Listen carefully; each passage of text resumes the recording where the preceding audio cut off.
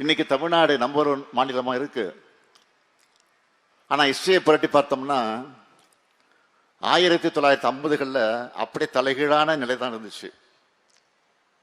நாட்டிலேயே வறுமையான மாநிலங்கள் ஒன்றா இருந்த தமிழ்நாடு இப்போ நாட்டிலேயே வறுமை குறைந்த மாநிலமா வளர்ந்திருக்கு. இன்னும் பெருமையோடு சொல்ற 2வது பெரிய எக்கனாமியாக இன்றைக்கு உருவெடுத்திருக்கிறோம். நிறைய தொழிற்சாலைகள் தமிழ்நாட்டை தேடி வராங்க.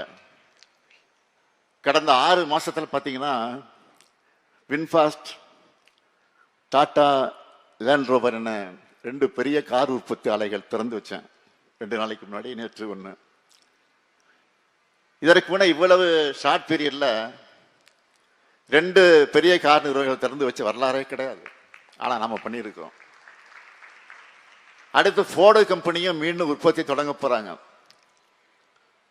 மற்ற மாநிலங்களில் கூட போட்டி என்ற நிலையை தாண்டி உலக நாடுகள் கூட தான் நம்ம இப்போ போட்டி போடுறோம். இதுக்கெல்லாம் காரணம் கல்வியில தமிழ்நாடு செலுத்தின கவனம் தான். தொழில்துறை எடுத்துக்கிட்டா எந்த கம்பெனி கூட MOU சைன் பண்ணாலும் நான் அவங்க கிட்ட கேட்கிற முதல் கேள்வியே இதனால எத்தனை பெண்களுக்கு வேலை கிடைக்கும் அப்படின்னு தான் முதல்ல கேட்பேன். நீங்க ஒவ்வொருத்தரும் படிச்சு நல்ல வேலைகளுக்கு போனா உங்க தலைமுறையே முன்னேறும். இந்தியாவிலே அதிக அளவிலான பெண்கள் தொழிற்சாலைகளை பணிபுரியக்கூடிய மாநிலமா, யாரும் எட்டி பிடிக்க முடியாத உயரத்தில் தமிழ்நாடு இருக்கு. இது இன்னும் உயர்ந்து தமிழ்நாட்டில் உள்ள எல்லா பெண்களும் வேலைக்கு போகக்கூடிய நிலைமை வரணும்.